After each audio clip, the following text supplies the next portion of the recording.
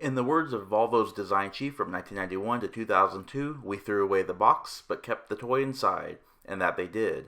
The C70 was first shown at the 1996 Paris Motor Show and saw tradition broke over a decade of boxy, rectangular-styled vehicles with the elegant and flowing lines of the all-new car.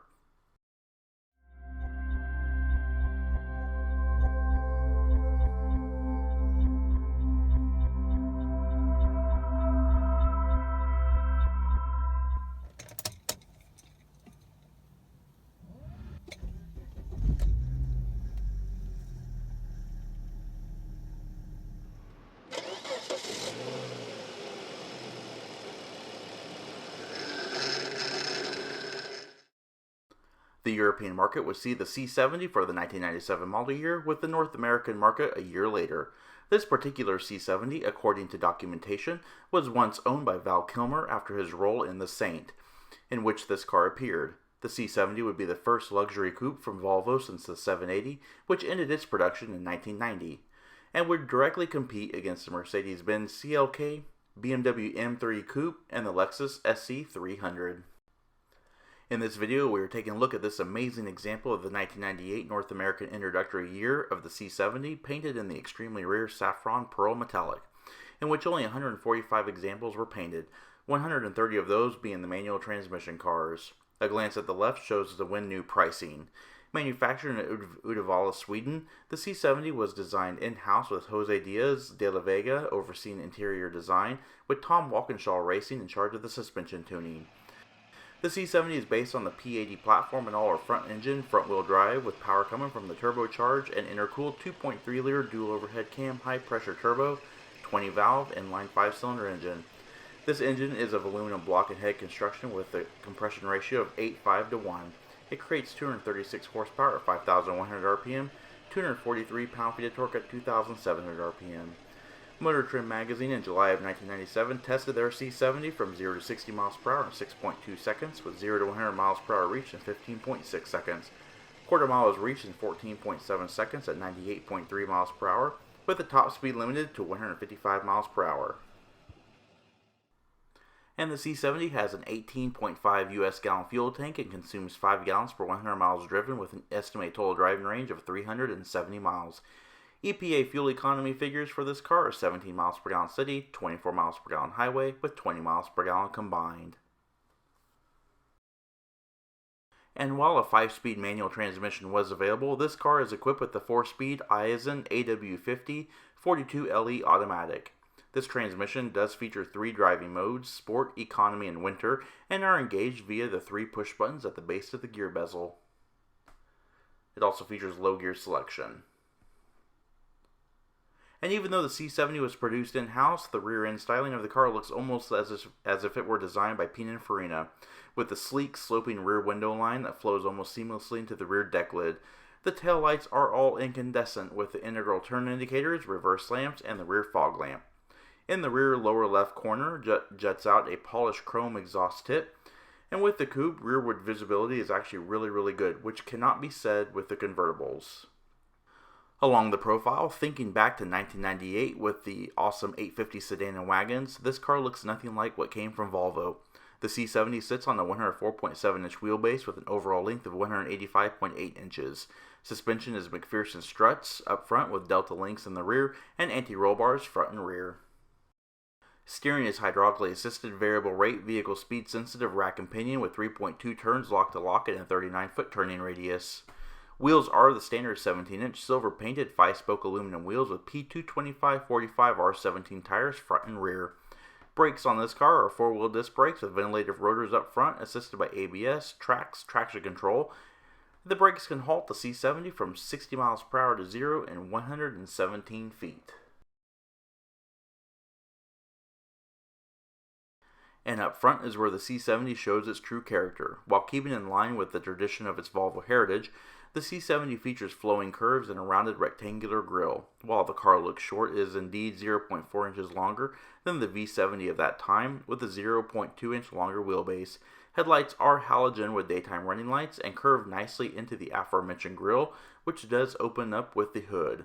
The headlamps feature dual wipers with wet arm washer nozzles that operate when the headlights are on and used in conjunction with the windscreen washer.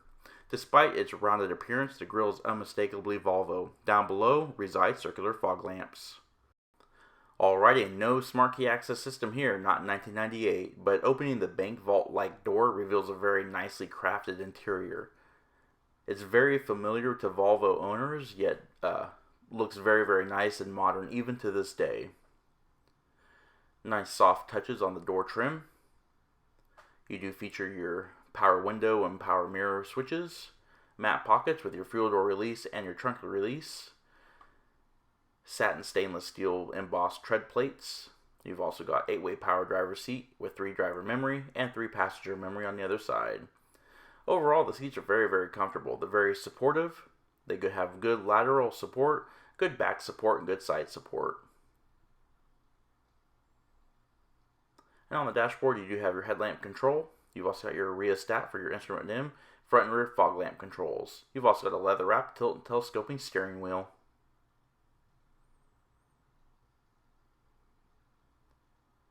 Alright, let's pan through the interior and show more details. As you can see here, nice fluid power assisted steering. There are no controls on the steering wheel save for the horn buttons that reside on the 2 spokes. On the turn signal stalk, you also have your integrated cruise control switch, much like in GM vehicles. Clear, easy to read gray instrumentation with white lettering. And using this really cool little trip computer twist dial, you can actually cycle through all your trip meters, starting with all your miles per gallon, as well as your outside temperature, your trip miles, and your miles to zero.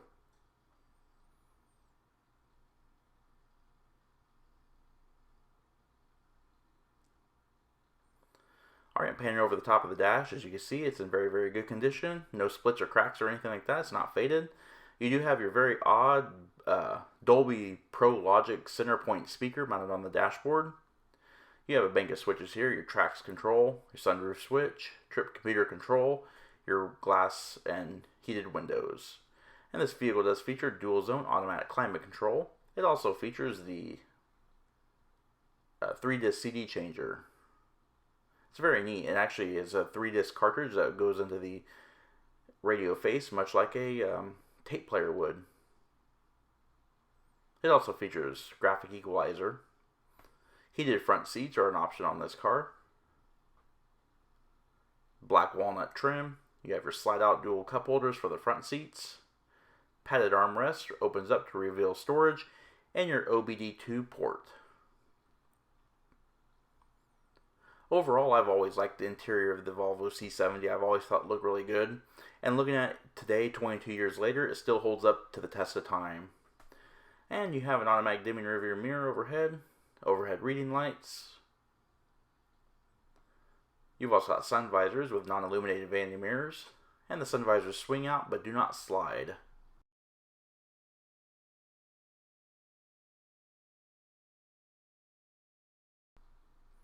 Alright, let's take a look at the rear seat. Rear seat ingress is by the lifting up that little switch at the back of the seat. As you can see, the rear seat only seats 2. It is a non-folding seat. There are bucket seats. They are actually pretty comfortable considering. You do have a decent amount of legroom and headroom. You've also got a fold-down center armrest. However, there are no cup holders back here. You also have a rear seat pass-through as well. Rear seat passengers also have high adjustable head restraints.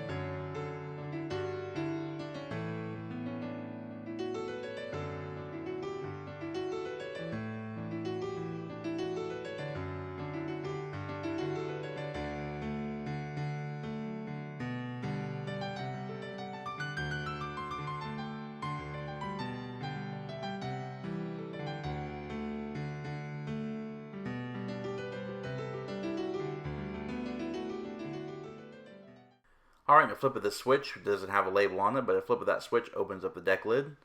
And as you can see here, 13.1 cubic feet of storage capacity in a very, very smartly designed luggage area. It does have a illumination. You also have a small storage pocket, but it's completely lined and carpeted. It is a nice flat floor with flat sides, almost completely boxed in. Underneath the trunk mat, you do have your compact spare tire with jack and tools and jacking instructions.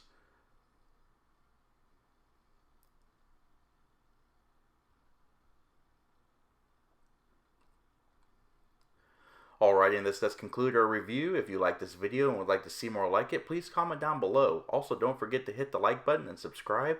Check out our Facebook page at facebook.com/neighborhoodcarreviews, and as well as our Instagram page at BrensoJ1. And of course, as always, thanks for watching.